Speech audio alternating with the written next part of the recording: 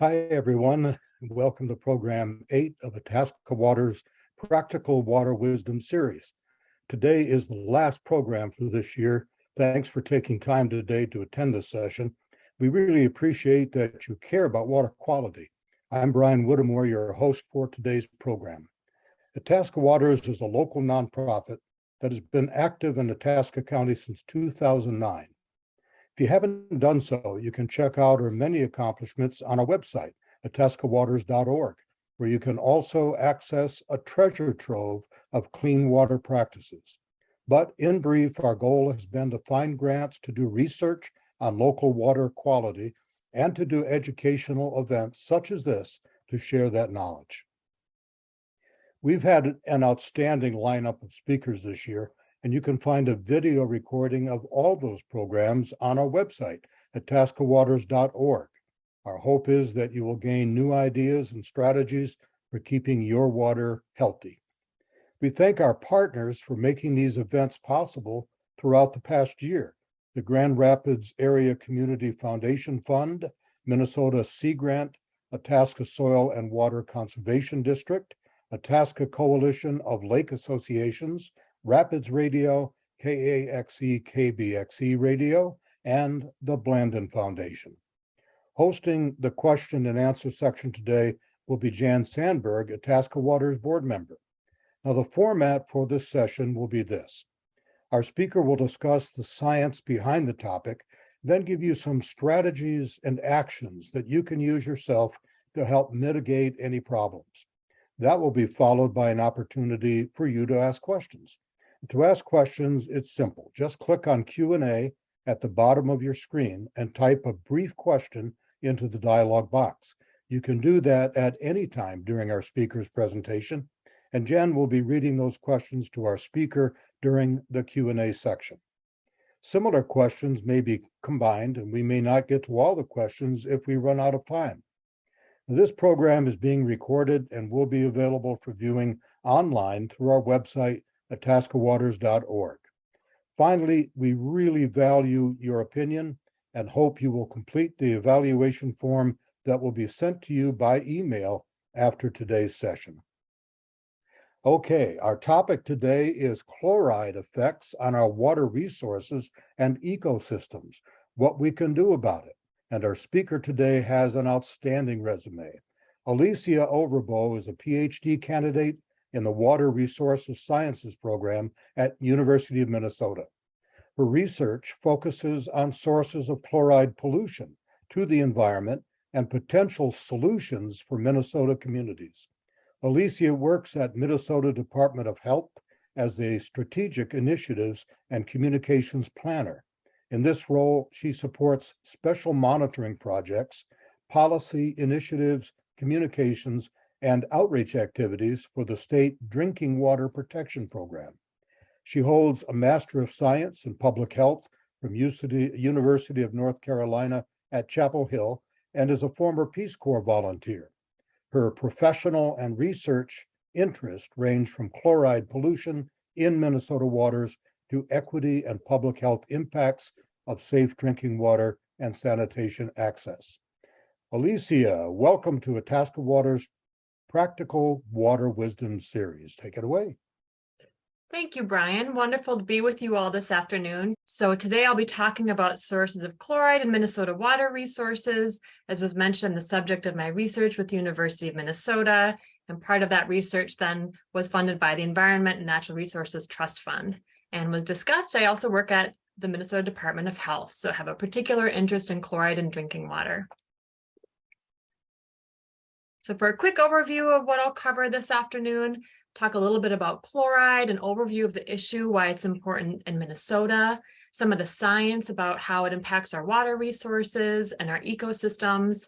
I'll talk a bit about my research on sources of chloride in Minnesota, which is a bit of a statewide scope, but then also some of the work I'm doing in one targeted watershed. And then we'll talk a bit about some of the things that we can do to minimize chloride use in our day-to-day life and ways that we can be salt smart and salt efficient. So chloride is an emerging concern. It's really gotten a lot of attention in the last couple of decades. And this is a graph that shows our nationwide salt use over the last 80 years. The light gray bar shows our total salt consumption, and that dark gray part of the graph shows the amount of salt that we've been using for road de-icing. So the amount of salt that we've used in the winter to de-ice our roads has really risen since about the 1940s, and salt is pretty cheap, it's pretty plentiful, pretty affordable. So it's a very effective solution for us in our winter to make our roads safe for driving. But along with that, we have increases in chloride levels in our water bodies. And this has been a big subject of a lot of research. For instance, here, this shows some research by Steve Corsi in 19 different watersheds in the Midwest and the East Coast. And his research showed that chloride levels have doubled since 1990 in areas with high de-icing salt use. So these 19 different graphs show these 19 watersheds. The more dark red that graph is, the more road surface and the more urban area they have, the more impervious surfaces. And so we're seeing steeper lines on those dark red graphs showing their increasing chloride levels over time. So a lot of this we know is related to road salt in urban areas with a lot of snow in the winter. Additionally, we also see that in the winter, we do have bigger increases, and research by Lax et al. In Chicago found that road salt led to chloride increases of about 20 times in the winter months compared to the spring and summer months. And the reason why this is such a big concern, we're really trying to be proactive and tackle this issue, is that when salt gets into our waterways, it dissolves and stays in solution, and the chloride levels accumulate gradually over time in our water resources, particularly in lakes. And this is a photo of Loring Pond in Minneapolis, which is impaired for chloride. And one of the reasons this is a concern is that as those chloride levels accumulate, particularly at lake depths, you can have these denser waters at the bottom of the lake that can impair the lake mixing regimes. Most of our lakes, particularly in Minnesota, will mix and turn over in the spring and in the fall. But if the chloride levels get too high, it can stop that turnover. And then the bottom of the lake can get depleted in oxygen. And this can lead to impacts on organisms, as well as can lead to nutrient release from the sediments at the bottom of the lake. So this is already happening in some urban areas. This is a photo of Brownie Lake, which is near 394 in the metro. And the chloride levels in Brownie Lake are so high that that lake does not turn over anymore. So like I mentioned before, chloride can have really important implications for not just our water body health, but for the ecosystems that they support, our aquatic life and our vegetation. We have many species in Minnesota that are sensitive to chloride. These can include mayflies, wood frog tadpoles, dragonflies, and freshwater mussels. And a key concern is that chloride can impact these species at key developmental parts of their life cycle. And so it can really impact their mortality or their survival rates at some of these sensitive parts of their life cycle. And other species are also sensitive, like rainbow trout, spotted salamanders, and bluegill sunfish, and amphibians are also particularly susceptible to chloride because of their permeable eggs. And additionally, chloride in our salt can damage vegetation. Chloride can cause water imbalance in roots and cause water-related stress in plants. And accumulation of chloride in our soils can lead to leaf scorch on trees. Additionally, a sodium component of sodium chloride road salt can also be a culprit for brown pine needles that we might see along the roadside. So this is really common in some of our really heavily trafficked roadsides where we might be applying a lot of road salt, and it's bouncing off and running off into those ditches in areas right next to the road. So because of these extensive impacts on ecosystems, aquatic life, and vegetation, we do have national water quality standards for surface waters for chloride. Our chronic or ongoing water quality standard is 230 milligrams per liter of chloride, which is equivalent to 1 teaspoon of salt in 5 gallons of water. And we have an acute or short-term water quality standard of 860 milligrams per liter. Additionally, we do have secondary non-enforceable drinking water standards of 250 milligrams per liter. Chloride doesn't have any direct health impacts on people. It's not really a health concern, but at above 250 milligrams per liter, chloride in drinking water can impart a really salty taste that might put off people from drinking their water, which could otherwise be safe. So it's more of a guideline for where you really start to see those aesthetic impacts on drinking water. So Minnesota does have a number of impairments for chloride. Currently, there are about 54 surface water bodies impaired for chloride, and 75 additional water bodies are at high risk of impairment. This means that they're within 10% of that water quality standard. And this number has been increasing over past years. I think about 6 years ago, we were at 45. So it's just gradually ticking up and up, likely based on how much monitoring data we have and just kind of increasing in gradual accumulations in our salt. We're also seeing increases in salt in some of our major rivers and water streams. The Metropolitan Council found that there have been increases in chloride in the Mississippi, Minnesota, and St. Croix rivers. Our groundwater is also being impacted by chloride in Minnesota. This is a graphic from the Minnesota Pollution Control Agency's Condition of Groundwater Report.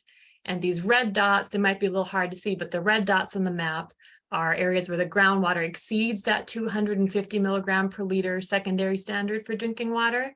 And those yellow and orange dots are really elevated levels of chloride. And we're really seeing that in the sand and gravel aquifers in central Minnesota, as well as some of our urban areas, particularly in the Twin Cities metro.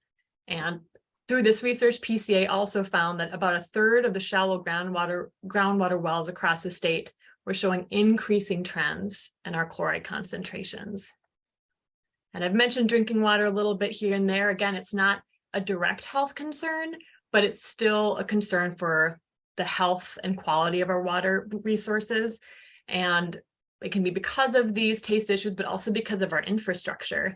For instance, in the early 2000s, the New Hampshire Department of Transportation had to spend over $3 million to replace 424 private wells, and they had to discontinue several public drinking water wells that were contaminated with road salt. And recent research by Piper et al. In New York found that about a quarter of the private wells in the state could have their drinking water impacted by road salt application.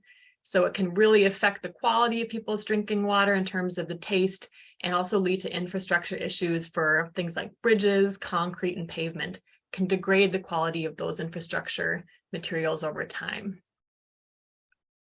So these questions led to some of our research questions about what are some of the major sources of chloride in Minnesota, and what are their implications for different parts of the state.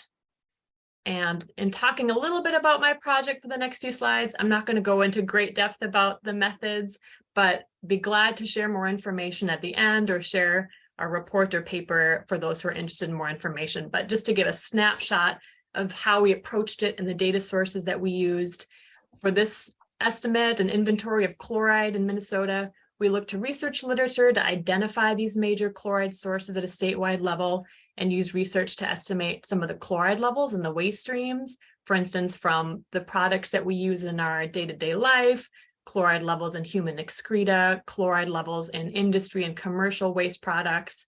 And we used available monitoring data for wastewater treatment plants, and we used drinking water source quality monitoring data to understand chloride levels in drinking water. We surveyed water quality professionals about water softening practices in Minnesota, and we surveyed counties about dust suppressant, what we can apply to our gravel roads to reduce the dust and kick up as we drive over them. We estimated water use using DNR groundwater pumping data, and then to estimate road salt, fertilizer, KCl potash fertilizer, and livestock manure application chloride contributions, we used available state contract, permitting, and monitoring and reporting data. So using this extensive data set, we estimated for an annual time span about how much chloride was input to the environment in Minnesota from these different sources. And unsurprisingly, as we've discussed, road salt is a really big source. Minnesota is a very snowy state. With our current cultural expectations about being able to drive in any weather, road salt is just a fact of life living in Minnesota. And we found that about 400,000 tons of chloride are applied each season in Minnesota, and about 60% of that is applied in the Twin Cities. Surprisingly, we found that KCl or potash fertilizer use was a major source, but the implications are a bit different from road salt because the application rates are generally much lower and it's spread over a greater area. Wastewater treatment plants are an important source, and I'll talk about that in the next slide. But some of the other sources that we looked at were more minor in comparison, but can still be important on a local scale, depending on the characteristics of a watershed. So those could include livestock waste, some of the solid and liquid manure that might be applied to fields, residential septic systems, permitted industries, use of dust suppressant, and then the chloride that comes from atmospheric deposition. So next we zoomed in to the chloride coming from wastewater treatment plants, and this was specifically part of our research project through the LCCMR to really understand the impact of water softening on the chloride we're getting from our wastewater treatment plants. And through these survey estimates and the use of the monitoring data from PCA, we estimated that almost half of the chloride statewide from wastewater treatment plants is coming from domestic or household water softeners. And a significant piece of the pie is also coming from industry, about 20%, which could be from industrial water softening or industrial processes. An additional 16% was estimated to come from commercial water softening, the big commercial organizations. And then the remainder was largely from more domestic sources like our human excreta, commercial or personal care products, and other household products and chlorination. So those are minor sources, but in aggregate, they're still really important to account for. So one of the reasons that we also were interested in looking at chloride from water softening is that it can affect septic systems. So that brine that comes out of a water softener, when it recharges, is very concentrated in chloride and can upset the water or the septic system process. It can upset the flora and fauna found in the wastewater. And like we discussed before, that salt can accumulate at the bottom of the septic tank, displace the solids, and disrupt formation of that sludge layer. And because of that, this can cause the tank to discharge more solids, grease, and oil into the drainage field. And so that's something to keep in mind if a person has a water softener, keeping an eye on the health of their septic systems. And I think there maybe in some cases are options where a water softener could be plumbed to discharge elsewhere. So it's just an interesting way to keep those things in mind, the health of your water softener, the health of your septic system, and the health of the water bodies. So much of this is very intertwined. And again, kind of now on this topic of some of our domestic sources of chloride, road salt is a really important source of chloride in urban areas where we have a lot of roads, we have a lot of people, we have high urbanization. But research has found that chloride can be a concern in more residential areas and in agricultural areas that have application of potash or maybe liquid manure. And there's currently studies at University of Minnesota looking at chloride from manure, which is really exciting. So even watersheds with about 5% of impervious surface have been found to have increases in chloride. And research by Hillary Dugan out of Wisconsin has shown that lakes with just 1% of developed land around the water body can have increasing chloride trends. And those lakes are shown in the red dots in this map from her research. And her research has also shown that thousands of water bodies across North America are at risk of salinization. So we tend to think of chloride as an urban issue because of road salt, but these other sources like water softening and even just road salt within a more rural or suburban context, those can still be really important for the overall health of our water bodies. So the next phase of my research at University of Minnesota has been focusing on one watershed, and we're looking at Sand Creek watershed in particular in the 7-county metro area because it's more of a mixed land use watershed. There's a bit more agricultural land use. And so what we're doing with that watershed is doing a similar source estimation. And this is sort of a preliminary snapshot of matching up our chloride contributions with the water flow from the stream and comparing it against some of the other available data we have for the watershed to kind of see if we can make a simple chloride-based model for management to better understand when that chloride is coming through the system and where it's coming from. So with the remainder of the presentation, now we'll switch gears and talk about how we can limit some of our sources of chloride pollution, how we can be salt efficient. And some of these are going to be different for different communities depending on the sources of chloride, but they're all things that are generally applicable in Minnesota that we can all take away and keep in mind. So they mainly fall into 3 buckets. 1, we can all minimize the amount of salt that we use to de-ice our paved surfaces. This is such a big source of chloride, and little tweaks that we make can really build up over time and across our communities. Second key strategy, we can just use only the salt we need to soften our water. And the third key strategy is that communities that are facing chloride issues can work together and utilize different programs that are available to reduce salt use and raise awareness of the issue. So I'll jump into each one of those in more detail. So first, in terms of the road salt, ways that we can be more salt efficient for our de-icing. A key one is just following de-icing salt application guidelines and best practices. One is removing the amount of snow that's on surfaces before you apply the salt. So just relying on salt to melt the ice and not all of the snow that's accumulated above it. Second, looking at the label for your salt products and your de-icing products. Many of these have then guidelines for what's most efficient at the right temperature, and rock salt or sodium chloride salt is really not effective past, I think it's about 15 degrees Celsius. And so using the right product at the right temperature can be a big help. Additionally, what we see in this photo on this slide is what not to do. We see these piles of salt everywhere in the winter. And really, it's just letting more salt run off into our water bodies. It's not efficiently melting salt. Studies have shown that keeping salt grains about 3 inches apart is actually optimal for melting and being environmentally friendly with our salt use. And lastly, when you do see big piles of salt like this, people can at least sweep it up and reuse it in the next melting period. Another thing to keep in mind is if a person isn't really looking for melting, if you're just looking for traction, a person can use something like kitty litter or bird seed. And this can be really helpful, especially in areas that can freeze and thaw really rapidly, maybe a spot that's shaded or steps or corners where it's often just really slick. So there's different alternatives to just applying salt under all scenarios.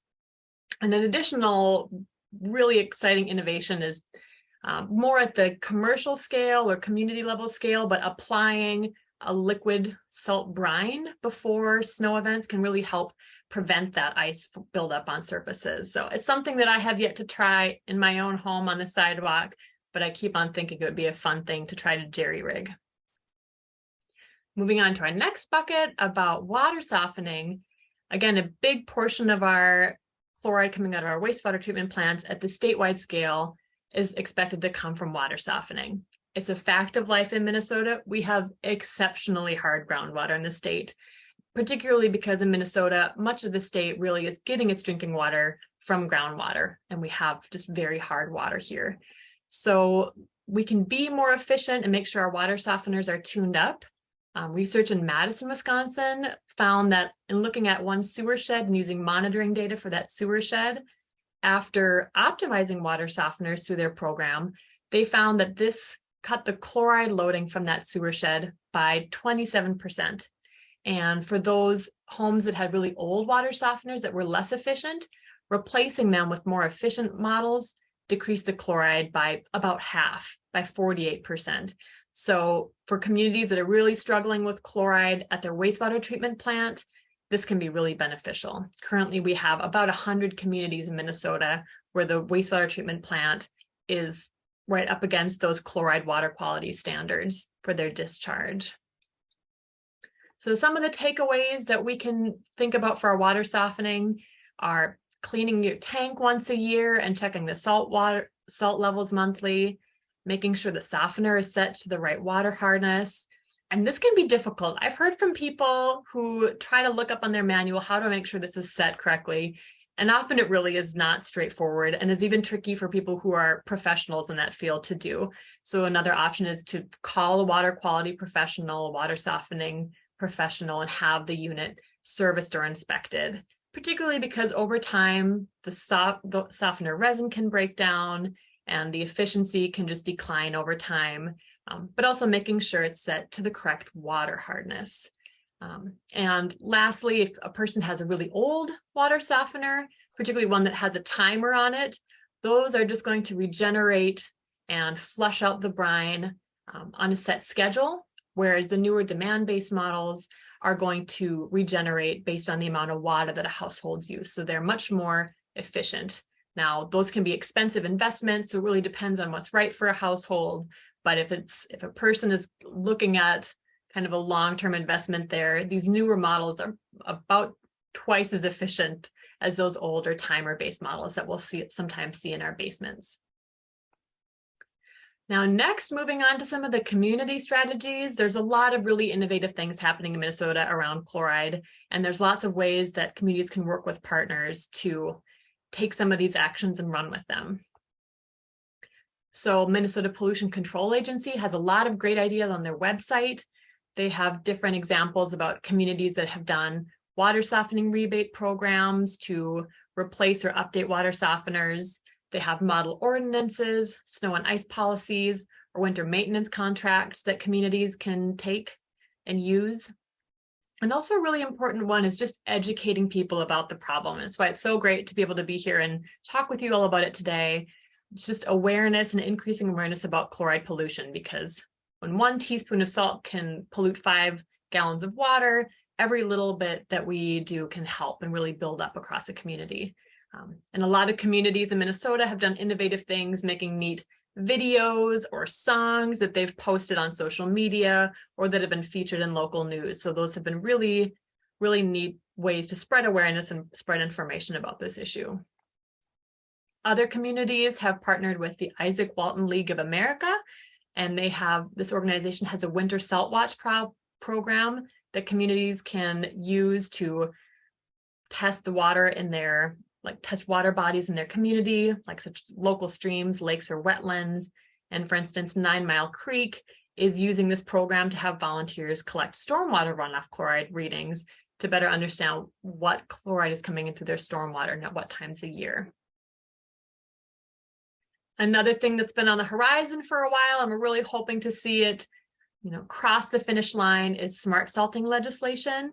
Again, when we saw those big piles of salt in those earlier slide images, we often see those in the winter because property managers or business owners can be concerned about the liability from slips and falls and slip and fall lawsuits. And so they'll use a lot of salt, thinking it's going to be better for safety. And also because at this point, the public expects that. They associate those piles of salt with safety.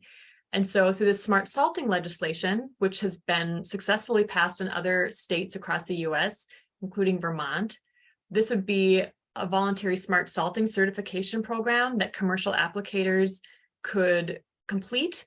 And once they were certified, they'd be protected from liability from slips or falls. And this would help reduce that excessive salt use that we see outside some commercial organizations and maintain public safety and protect these commercial applicators from that slip and fall liability. So fingers crossed, it's gotten really close the last few years, and this organization, Stop Oversalting, has been really engaged in raising awareness about that issue. So fingers crossed.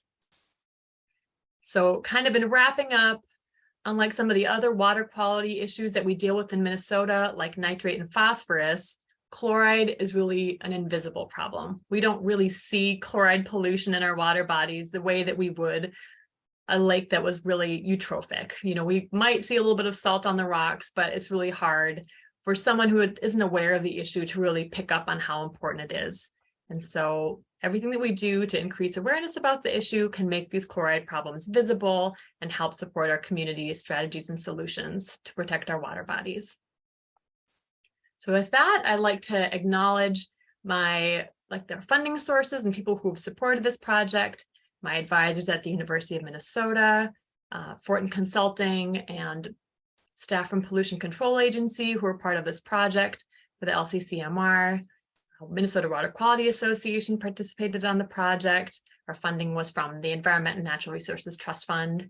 And for our research, received a lot of state agency data. And lastly, my work at the Department of Health is supported by Clean Water Fund. So special shout out to Clean Water Land and Legacy Amendment. So again, it's been great being with you this afternoon, and here are a few links for more information. I'll also put in a plug for the SALT Symposium, which is a great online conference that is held once a year by Fortin Consulting in Bolton and Mank. And it's a great way to find out what's happening in this area. So with that, I'll pass it back to Brian. Alycia, thank you very much. That was absolutely outstanding.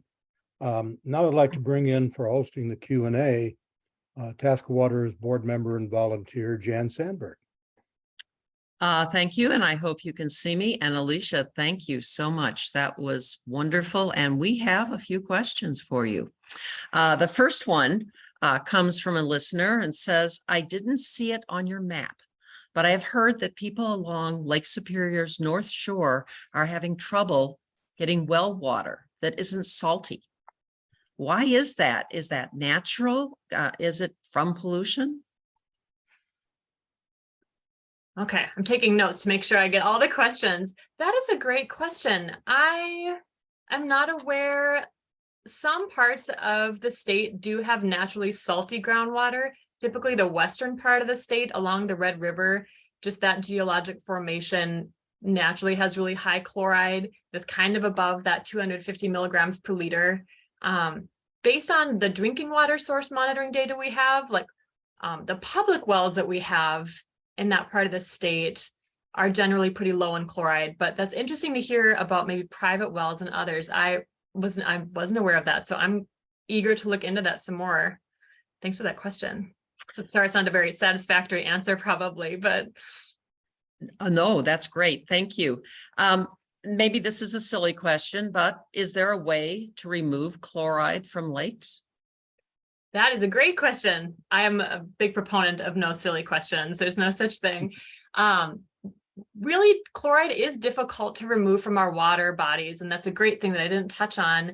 And it's why some of our prevention is so important, because really, once it's in solution, the best ways to get rid of it in water are things like reverse osmosis or distillation, which just aren't feasible, affordable, or environmentally friendly practices for our water bodies. So it's something that we reserve for drinking water treatment. But yes, once it's in our natural water bodies, there's really nothing that we can cost effectively or reasonably do to remove it, except, for the rivers, hope that it dilutes over time, and for our lakes, limit the pollution. Okay, thank you. This is an interesting question to me. A neighbor tells me that in town, apple trees next to a salted road seem to die frequently. And are some types of trees, like fruit trees, more susceptible to salt and chloride? It's a great question. So vegetation impacts from chloride isn't my specific expertise, but I would certainly expect so, knowing that chloride can accumulate in soils the way that it does in our water resources, that certain species would be more susceptible. I think like in the East Coast again, where they're kind of having mirroring issues. I think their maple trees have been really affected. So I would think that makes a lot of sense that fruit trees in particular could be more impacted. And I think there are people at University of Minnesota who do look and study chloride impacts on vegetation. So there might be more to find on the U of M website there. Great. Are there chloride monitoring stations located around the outstate that would continually monitor salt runoff? Oh, very good question. Well, I know that the PCA does monitor for chloride in groundwater periodically, and they do chloride monitoring as part of their surface water monitoring. As far as ongoing or continuous water quality monitoring, I'm not very aware of it, but a lot of times if there is continuous conductivity monitoring in a water body, like I know MCES, the Metropolitan Council on Environmental Services, does some continuous conductivity monitoring, that can really be correlated and highly tied to chloride. And so a person can kind of look at that data, and recent data by analysis by John McDarris has done that as well. But but I know about the metro area. I'm not sure about what continuous water quality monitoring might happen in greater Minnesota. Okay, thank you. We're going to hop around on different foci here because that's what people are doing. Are there any known adverse health impacts for my family if my household drinking water uses a water softening system? Oh, that's a great question. Again, excuse me while I take notes because I want to make sure I remember these. These are excellent questions. There are no direct health impacts from water softening. Water softening does have a lot of benefits for improving the aesthetic quality of our water. One thing to keep in mind is that some research from Department of Health through our pathogen project has found that home water treatment, if it's not maintained over time, can be a place where bacteria might like to hide and live. So make sure that, if you have some kind of home water treatment being softening or otherwise, that it's getting serviced or cleaned or the filter is getting replaced as needed to ensure that that water quality is remaining high and free from pathogens. But otherwise, no, there are no other negative health impacts of water softening. I think it maybe can be a little bit corrosive to the drinking water quality, is what I've learned. But generally, if corrosion isn't already a concern in the home, it should be fine. Thank you. Would you suggest, or is it helpful to have septic systems pumped out like once a year in order to reduce the salt buildup from softeners? I will defer that question. That is a great question. I think following your regular maintenance schedule for septic systems is probably fine, and keeping an eye on making sure that it's not clogged. But Sarah Hager at University of Minnesota is my advisor, and she's our septic system guru. So if a person wants to ask that question, she would be very glad to answer. Okay, great.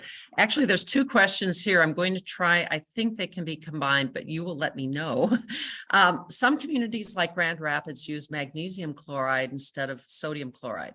Is that a helpful alternative for keeping roadways ice-free, or is it only a cost or supply consideration? And what about non-chloride de-icers like sodium acetate?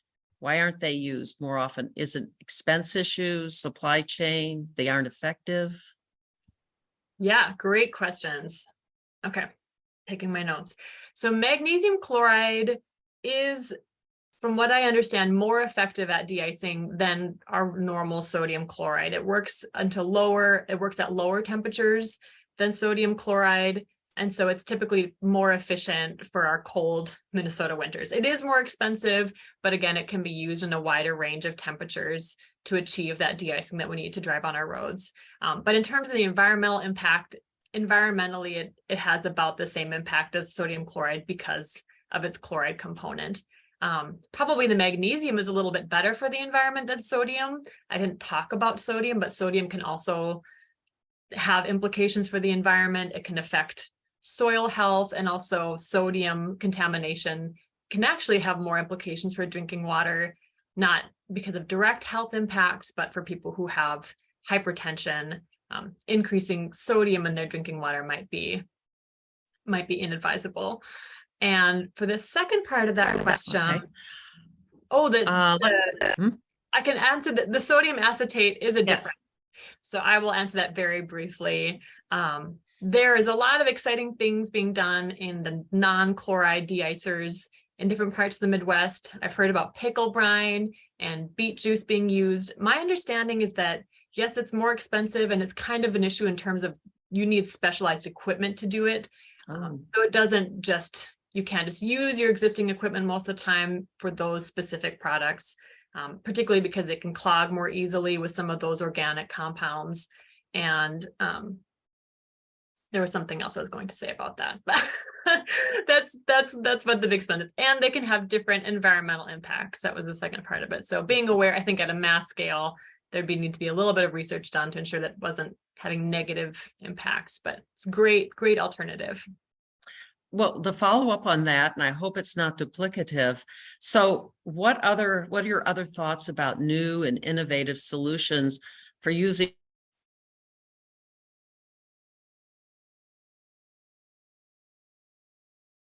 Oh, I think that cut out for me for a second, but Oh. I think I caught the gist of that question. It's about other new and innovative solutions for road salt. Yes. Excellent. So I think those have kind of touched on them. It's really exciting to see these different non-salt alternatives. And even reusing, we've heard at the Salt Symposium a few years ago about building managers in, I think, Wisconsin, a building manager who took the brine from his water softening discharge and was using that brine to de-ice the pavement outside of the commercial building that he was maintaining. So reusing brine for road salt application, and again, kind of the anti-icing that actually now is pretty standard in many parts of Minnesota through MnDOT, where they're applying this brine before a snow event. That really cuts down significantly on the salt that's going down to de-ice the roads compared to just rock salt. Mm-hmm. Okay, actually, as a note, I know in Vancouver, which does not get as cold as here, they are very proactive with some kind of a solution before an anticipated snow, which is not that frequent. And they have specialized machines. You'll see them running around the parks. Anyway, okay, side note. Something more interesting, actually, this is very interesting. Why isn't fertilizer that's made from animal waste instead of human waste? I think that's Milorganite. The old method of farming and gardening was to compost animal waste and vegetation waste. Actually, would you mind repeating the first part of that question? I'm not sure I understand. Why isn't fertilizer made more from animal waste instead of human waste? I think it's getting into the old method of farming and gardening that composted animal waste and vegetation waste and used that for fertilizer rather than I think some of the more common current fertilizers. I think that's what she means. Okay. I do know that in many parts of Minnesota, our animal waste from livestock is reapplied to land. Either in like liquid manure can be injected, and then I think some solid manure might be able to be land applied as well. So in that sense, I do believe animal waste can be then used pretty frequently as a source of fertilizer. In terms of household or kind of more small scale farming practices, that's a great question. I think, that's not a specific area that I have expertise in, but we do know, commercialization of many of our products of the last century has really led to a lot of changes in some of the traditional practices we had. So that would be my best answer for that. Okay, and I'm getting this weird message about my unstable internet connection, but we're going to truck on and make sure we're going to finish. That's fine. This is an interesting problem. So since chloride is not taken out when it flows through soil, is it a possibility that septic effluent could eventually cause problems as it reaches the lake, like changing aquatic plants that are fish habitat, for example? Excellent question. Again, just taking notes. So that would be definitely a concern. I think if a community did have really high prevalence of water softening and a number of septic systems within, a short distance to the lake, that could be something that would be a concern. I'm not aware of any areas of any water bodies in northern Minnesota that are like currently impaired for chloride, but it could be a concern, kind of like where we see some of those environmental impacts on the roadside, where if you do have like specific hot spots, you might see some impacts. And it's definitely a concern, just more broadly thinking about climate, the ways our climate is changing, and we maybe are going to be using more salt for our roads if we're having more de-icing and kind of more freeze thaw changes in regimes. That over time we might start to see some shifts in more chloride tolerant species. So that's definitely a consideration, is that most of our native vegetation in Minnesota is not salt tolerant. They didn't grow up in a salty environment. Okay, so but what's the bigger problem? Is it? Oh, okay, I'm sorry, I cut out for a minute here. So what is the bigger problem? The salt harming the fish habitat or the salt harming the fish directly? Ooh. Sorry, again, taking notes. I would probably say that the habitat is our general concern. Like we have these chronic water quality standards. And in Minnesota, I think that's typically more what we see are exceedances of that chronic 230 milligram per liter standard.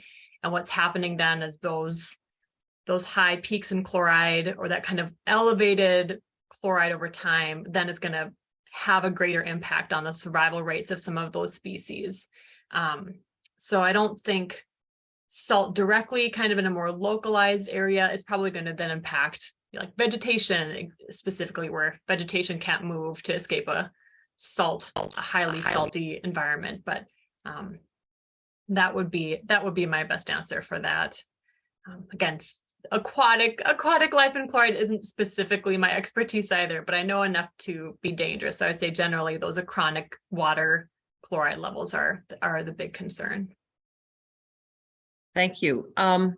You may have answered this already, but here we go. So are there any alternatives to the use of salt in water softening systems? You mentioned the more efficient systems, which sounded really interesting, but is there a chemical? Great question. Or something else that would be better? Yes, we are definitely waiting for the holy grail of a salt-free water softener, especially in Minnesota. And there are a number of salt-free alternatives. I'm not aware of any products that would replace salt in a water softener. Typically, then what you see are companies that have a salt-free water treatment process, like capacitive deionization, I think is one. There's different water treatment methods that then they use. But most of them are still pretty small scale. Like I don't think we have many that haven't really been tested at the national level to meet kind of our water treatment standards where we're able to endorse specific company ones. They're still kind of new startup treatments. And so I think some people have used them with great success. And I think a lot of it kind of just depends on the area's water quality and what quality concerns they might have and how effective they are at treating it. So it's sort of a case by case right now. Thank you. I think you might have answered this one also, but just to be sure. So chloride from water softeners.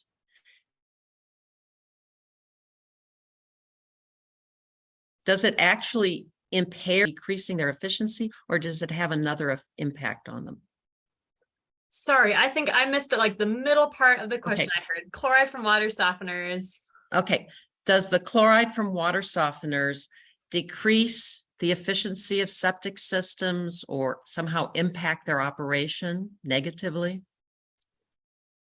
Yes, great question. So this has been an area that hasn't had a lot of research, but a little bit of research has shown that it can affect them because it'll affect some of the bacteria levels that are naturally in septic systems. And again, can displace some of the oils and fats and things that should be accumulating in the sludge and cause them to leave the septic tank where they shouldn't be and getting into the drain field. So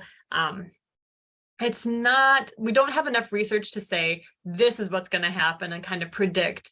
But I think for an area that does have a lot of chloride, like particularly commercial septic systems or commercial areas where they're water softening, for instance, some of the research I've been involved in at University of Minnesota, we looked at rest stops, MnDOT rest stops that were softening water and then it had septic systems. And they didn't have, their septic systems were frequently maintained, but I think that's part of the solution is that like if you need to know your septic system and keep up with the maintenance to make sure that if a water softener is discharging to it, that it's not causing problems. Thank you.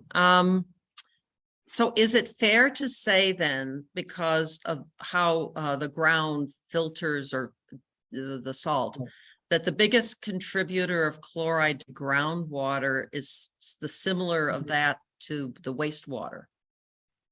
Oh, great question. So a lot of that is going to kind of depend on the area and where the community wastewater is discharging to. So if chloride is discharging to a wastewater treatment plant that's discharging to a surface water body, especially like in some of these bigger communities in Minnesota that do have surface water discharge for their wastewater treatment plants, those sources like water softeners are going to be less of a concern because they're often discharging to high dilution waters. But where the chloride is land applied, or maybe if chloride is going to a residential or commercial septic system, then you do want to think and be worried about maybe some of the water softening. Otherwise, chloride from road salt is a really big culprit in Minnesota for groundwater. Like, we definitely know that based on where we're seeing those high groundwater chloride levels in the metro and the sand and gravel aquifers. And we're starting to kind of take a peek again at some of these agricultural sources, which are less concentrated, but applied year after year. And so that's something that's a big research area right now. So it sounds like we need to be more involved with our local governments as to how they handle salting the roads. It might be a project for next year. Who knows? Yeah. Yeah, I will say, like, the Salt Symposium, Minnesota is definitely a leader in that area. And so MnDOT has definitely paved the way for local government to show what innovative practices are being done. And I think a lot of counties have come along with that, but definitely, anything that's done at the local level. And I know PCA is particularly making a push currently on these commercial applicator trainings, like where you see those big piles of salt outside of a mall parking lot. Those are things that it's a group that's harder to reach. And so that's why they're trying to find more of these training opportunities in this legislation to support them and having more salt efficient practices. Well, thank you so much. With that, I believe I've gone through my list of questions, and I will turn it back to Brian. Okay, Jan and Alycia, thank you very, very much. That was a wonderful program. So that concludes our program for today, and I hope you enjoyed the 8th and the last program this year in Itasca Water's Practical Water Wisdom Series for 2022. And we'd like to really thank Alycia Overbo for today's program. We thank Jan Sandberg for hosting the Q&A portion, and Itasca Water's board member Kathy Cohn for handling the Q&A background work.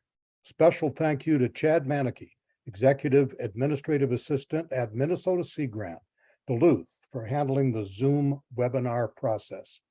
And we'd also like to really thank Shirley Legering. It's time for you to finally take a bow for all the wonderful work you and your Itasca Waters Education Committee did this year to organize the 2022 Practical Water Wisdom Series. Most importantly, we thank you, our audience, for having the interest in clean water and taking the time to be here today. Today's program was recorded and will soon be available on our website, itascawaters.org. A link to an evaluation form will be made available to you at the end of this program. If you miss the link, we will also be emailing you an evaluation. We hope that you use it to give Itasca Waters the feedback it needs to make these programs even better. Since this program was the last in the 2022 series, we ask that you share with us any topics you would like to see covered in the 2023 season. I'm Brian Whittemore. Thanks for attending.